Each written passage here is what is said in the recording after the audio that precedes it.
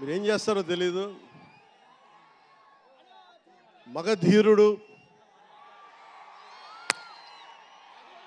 అల్లూరి సీతారామరాజుగా మొత్తం జీవించేశాడు. అందరి తోటి నటుల మీద అమితమైన ఇష్టం చూపించేవాడు. అందరికీ ఫ్రెండ్ రామ్ చరణ్.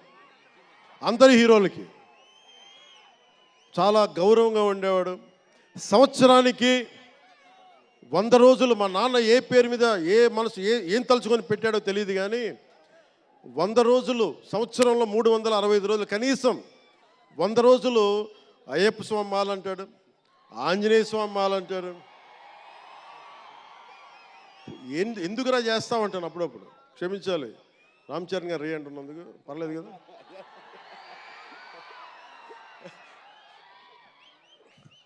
అంటే ఎందుకంటే నాకు బాధ్యత తప్పకుండా ఉండటానికి, నియంత్రించుకోవడానికి, అహంకారం రాకుండా ఉండటానికి ఎప్పుడు చూడండి చెప్పులు లేకుండా ఉంటాడు. అంటే నాకే అనిపిస్తుంది కనీసం నేను వేసుకునే చెప్పులు కూడా వదిలేడానికి ఇబ్బంది పడతాను అప్పుడప్పుడు. అలాంటిది రామ్ చరణ్ చెప్పులు లేకుండా మామూలు హీరో కాదు, హాలీవుడ్ దాకా వెళ్ళాడు, ఆస్కార్కి వెళ్ళాడు. అక్కడికి వెళ్ళి ఎంత గుండె ధైర్యం అంటే, నేను చెప్పులు వేసుకుంటా, అవసరమైతే మంచి సూటు బూట్ వేసుకుని తయారవుతాడు, లేదంటే అయ్యప్ప స్వామి మాలేసుకుని కనిపిస్తూ ఉంటాడు. అంటే వ్యక్తిత్వంలో ఎంత బలం ఉండాలి ఆ వ్యక్తికి. అందుకని అలాంటి రామ్ చరణ్ మంచి 16 అణాలు తెలుగువాడు, మా బంగారం,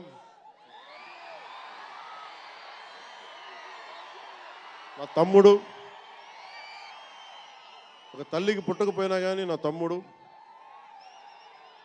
ఎప్పుడు ఎదిగే కొద్దీ ఒదిగుండేవాడు. అతనికి మరింత విజయం కలగాలని, అద్భుత విజయాలు కలగాలని మనస్ఫూర్తిగా ఒక బాబాయ్గా కాదు, ఒక అన్నగా ఆశీర్వదిస్తున్నాను. I love you, Ram Charan. I love you all.